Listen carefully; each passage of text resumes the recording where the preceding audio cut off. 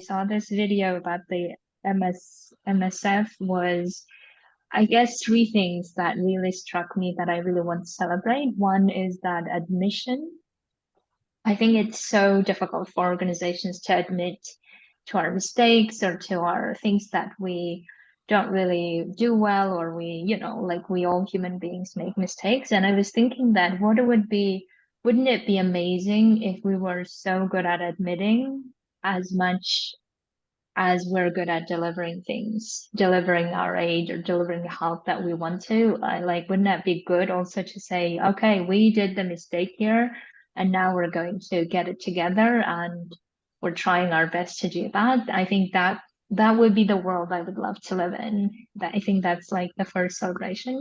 The other one that I love about this video, and then specifically also, I think we're going to that area of humanitarians and us recognizing and not really having this hero victim mindset, but rather human being mindset, right? I think what I would love for like me specifically as well to really have my own stories of not making myself a hero or a victim, but rather these are the things I'm experiencing, these are the emotions I'm going through this.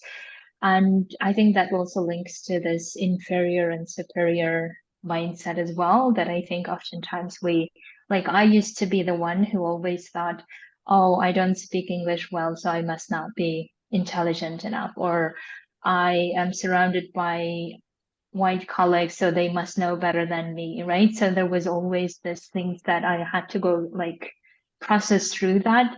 And I think it still comes up in some ways, in some like big gatherings where I feel like, oh, am I allowed to say this? Or is it really how it's supposed to sound? Maybe it's not like articulate enough, it's not sophisticated enough, or whatever the things that I tend to filter myself. And I'm really happy that this type of videos are showing us that we no longer want to live in that society where one is better than other, right? So that's why I'm really wholeheartedly celebrating all of that. So thank you for giving the space to do that here. Well, thank you so much for sharing that, and how it also has spoken to you on a personal level in terms of just recognizing that your story matters. I was thinking about this the other day because I've also started going back into sharing my own experiences from a from consultancy that I've done. And when I was thinking about doing it, it's an idea I've had it for a long time. I was always hesitant. I was like, no, it's not ready. It's not ready. But then I got to the point where I was like, my story is my story. Like no one's gonna take that away from me, and I want to share that as well. And if I'm doing it, let me do it for myself. Even if I'm not getting, I don't know, 100 likes, but I want to do it for myself. And it's exciting when you take that step, because then what's coming back is like, okay, I didn't expect that. Like it's surprising in a good way, and of course it can also be a bit challenging. Yeah. Um, is there anyone else who would also like to share with us how that video landed with you?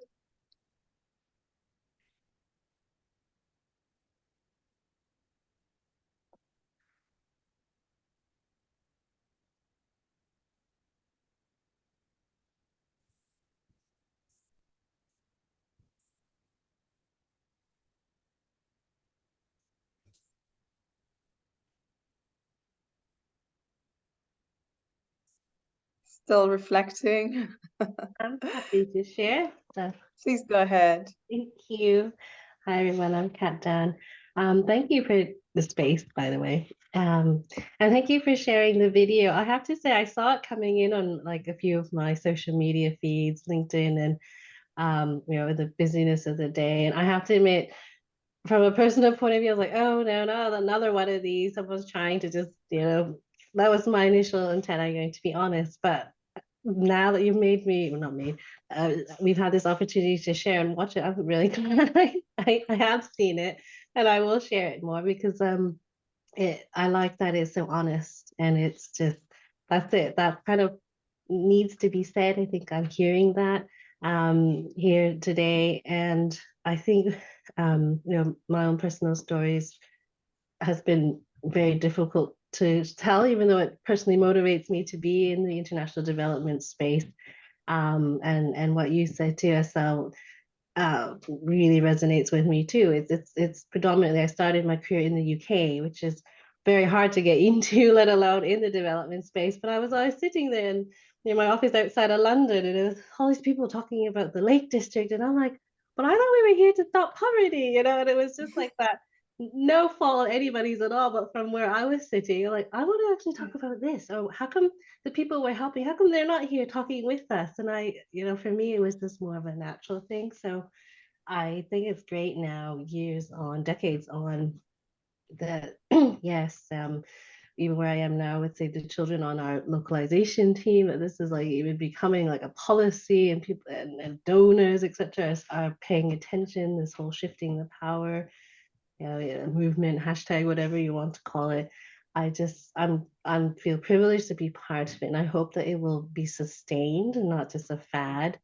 And through that, I've discovered your Healing Solidarity place, which is just momentous, because I never had anywhere to go to talk about how I felt about these issues and aspects where I felt safe to do so. I'm pretty self-confident, but having been able to grow up in Canada, which is a wonderful multicultural place, and learning how to speak, English in a way that people won't kind of look at me, or like my mother still feels very uh, self-conscious about it. She came here as a Vietnamese refugee when I was a baby in her arms. So it's like, that's kind of like, for me, it's like, okay, mom, we can do this. Your voice is very valid. Don't worry, just speak. Who cares if you have an accent, if you don't have the perfect grammatical syntax? But now I think she feels she's able to do that better without being judged. So anyway, that's a lot coming out. Thank you for letting me share. Oh, well, thank you, Kat, Dan. I mean, I think that's also something to celebrate. I feel like that celebratory spirit is also just kind of flowing in you even sharing about the experience that you had together with your mom when you moved to a completely different country. Thank you so much. I mean, it's wonderful to have you, and we hope that you're going to continue coming to the space. Yeah. Any other insights?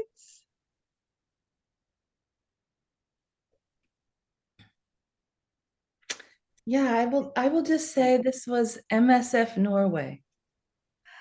And of course, in our complex humanitarian system, it's not MSF writ large.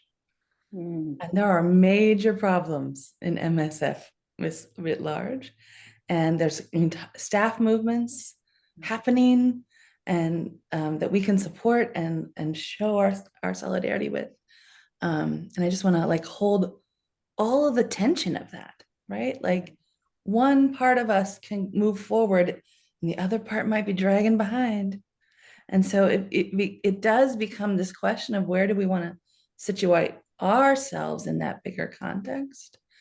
And how do it brings up lots of questions for me about like, okay, I see what they're doing. They're actually engaging their donors in the conversation. That's what I love. It's not just internal, and it's not just a self-declaration.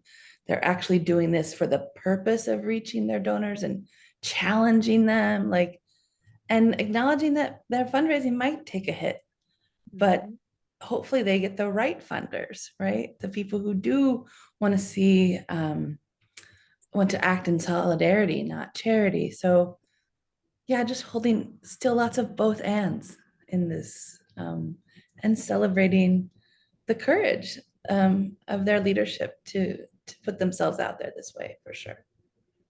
It is avant-garde. It really is. Yeah, Jen, you had your hand raised. Go ahead. Yeah, I was impressed with the honesty of the video. I've never seen any development organization produce such an honest video explaining how their images cause so much damage and their, sort of hiding the fact that most of their doctors are not white, and most of the people who work for them as doctors and nurses are local people. And the fact that they don't tell the whole story, you know, the fact that they admitted all those things very openly, I thought was very honest. And I thought it was really moving. Like, I'm very emotional, so I like got teary when I was watching it. I get emotional very easily. So, but you know, and I thought the images they showed of all of the doctors and staff from all over the world were just really moving. Yeah. So I appreciated, I thought it was very powerful. And yeah, it's unfortunate that this is only coming from MSF Norway. I didn't realize that at first. But yeah, I'm not sure about, I don't think I can celebrate anything about my organizations at this point, because there are a lot of problems and it's kind of toxic. So, but this video inspires me, definitely inspires me. Oh, well, thank you, Jennifer, for sharing, and also just for sharing that it's difficult to celebrate at the moment about where you're working. Yeah, I think a lot of us are in organizations where things are moving so slow, or maybe not even moving. Yeah, yeah. Well, thank you all for accepting that invitation, Kat, to watch it and to see what it had to say. Same for me, actually. Joan was like, no, check this video. It's actually quite great. So thank you, Joanne, for that. We're gonna make a little list now. We're gonna have a little bit of time to think about what is there to celebrate. Maybe it's not that the organization changed, but maybe there's other little triumphs. Maybe there's other kindnesses and moments that do deserve some noticing, that did maybe get taken for granted. And so we're gonna give about 5 minutes and just pull out your paper and pen, and we're gonna prompt you to think about some things that we don't normally associate with, like, this is really great, we need to celebrate this. But we're gonna ask a series of questions with some pause in between. We're gonna set a pace that allows you to kind of recall and remember and think through those memories of this year. So yeah, we'll just invite you to start that now. Let's think about what you want to celebrate as 2022 comes to a close. And Joanne and I will go take turns with asking you some questions here. Jot down anything you want to or not. Okay, here we go. Did you become more skilled at centering your partners?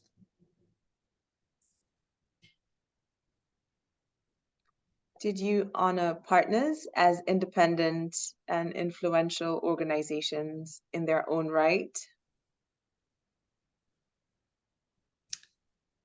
Did you offer more options for people rather than insisting on or demanding their participation?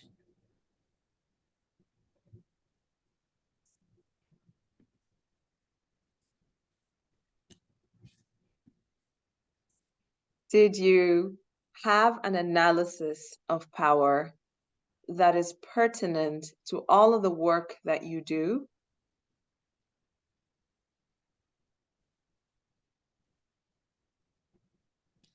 Where did you become less transactional and more relational in your ways of working?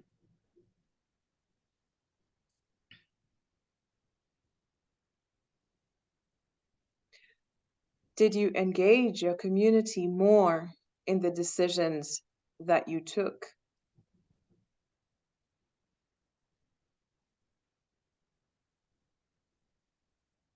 Did you create more spaces for sharing and reflecting?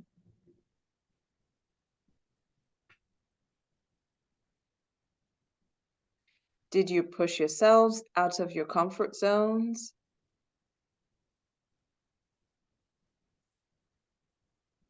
Did you build more iterative learning processes? Did you alter existing processes and practices to be more horizontal and adaptive? Did you do better in witnessing and acknowledging what people share?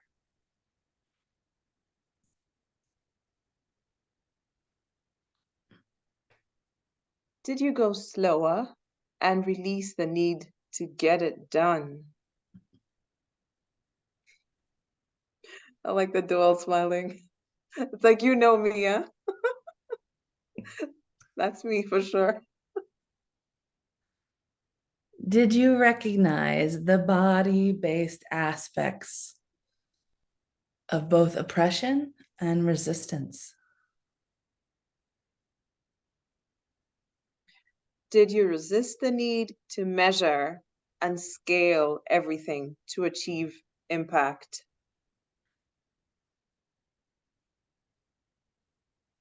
Did you intentionally collect more feedback about your work and then respond to it?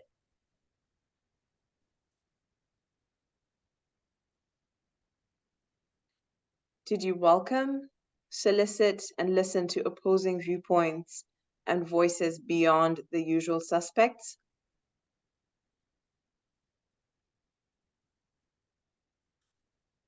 Did you make enough mistakes and learn from them as well?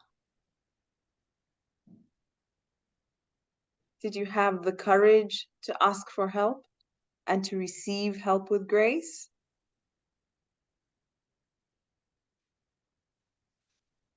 Where did you release perfection as a goal or metric of high performance?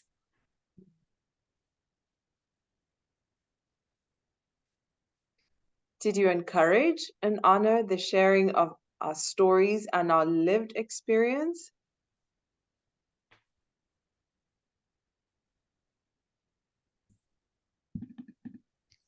Did you discover where and when trust is more possible?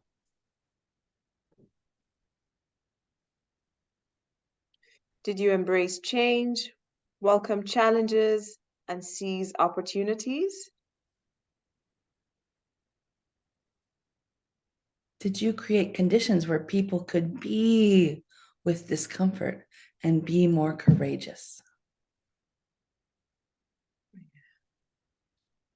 Did you build a culture of responsibility and repair?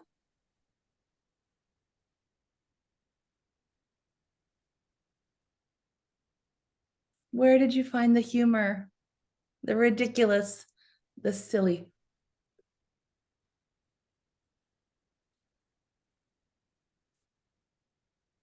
Did you question the rules, especially when they hurt people?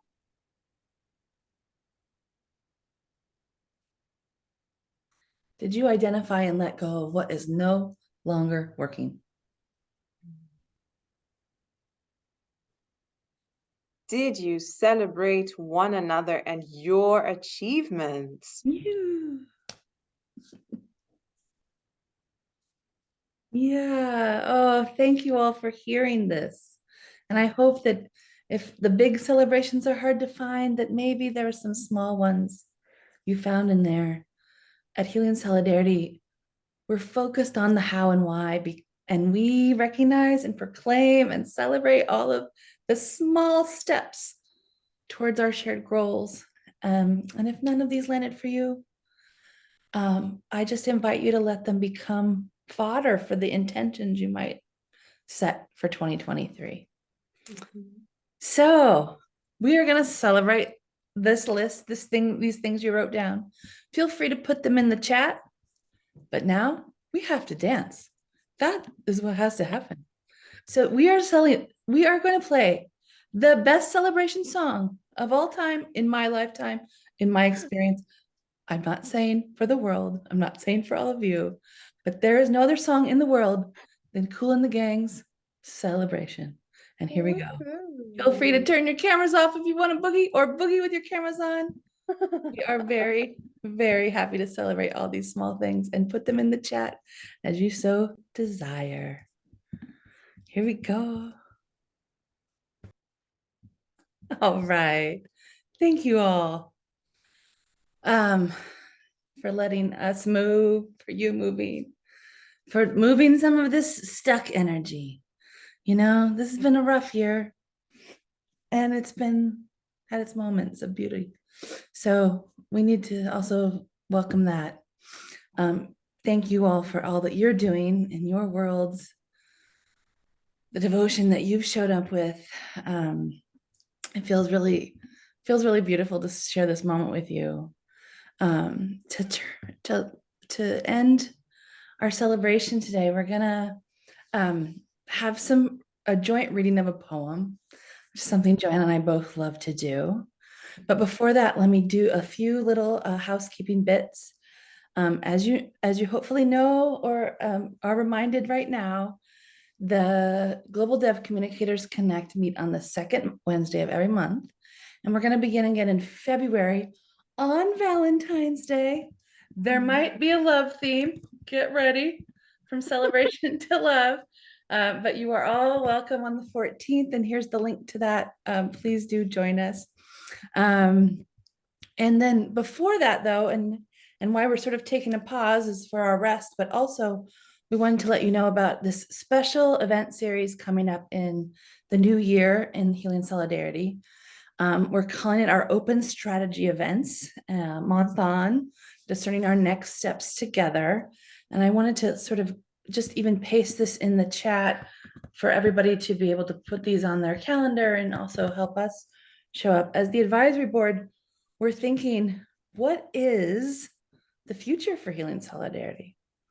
You know, we started an online conference before COVID, and now everyone is online all the time. And we want to be on the edge of pushing the sector. So where is that position? And we really believe as advisory board members, we need to have these conversations transparently, out loud, and invite the community into them. And so this is a series of events for us to really talk strategy and really think hopefully creatively and honestly about what's our future.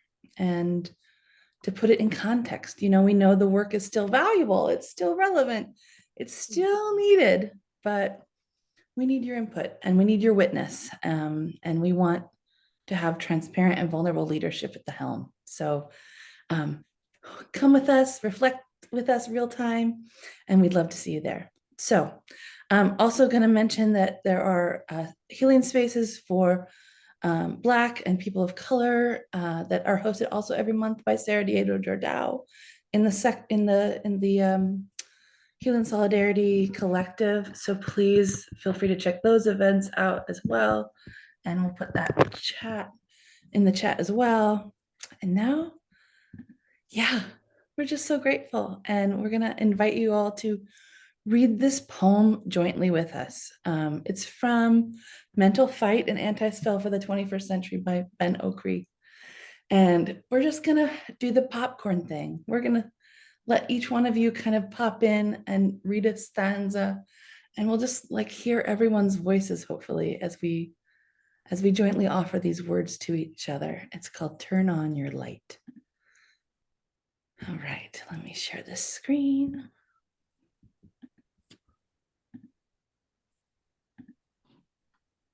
All right. Let me get us started. Turn on your light. The new era is already here. Here the new time begins. Anew. The new era happens every day. Every day is a new world. A new calendar. Thank you, Mads. Feel free to pop in. All great moments, all great eras are just every moment and every day writ large. You can't remake the world without remaking yourself. Each new era begins within. It is an inward event with unsuspected possibilities for inner liberation. We could use it to turn on our inward lights. We could use it to use even the dark and negative things positively.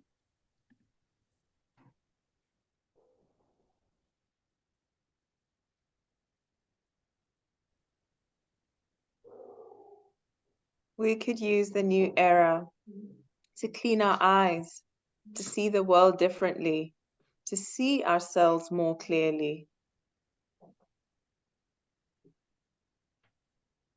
Only free people can make a free world. Infect the world with your light.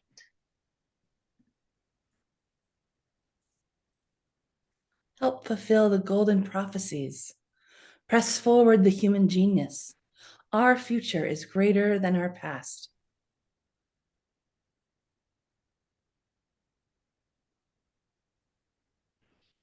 Already the future is converging with the past. Already the world is converging.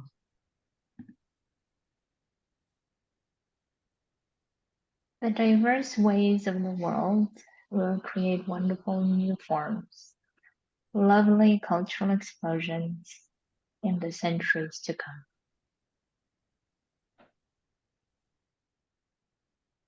This distant music of the future haunts me. And I think it will be something amazing to hear. A delight to the gods, provided we don't lose our way more than we already have, and provided we are guided by our deepest love, the love that connects us all on this little globe of beauty. Thank you all for being here today and for every space you've inhabited this year and for supporting Healing Solidarity. We're really grateful, and we'll see you in 2023. Take good care. Thank you, Jennifer everyone. and Joanne. Thank you for being here, everyone. Thank you.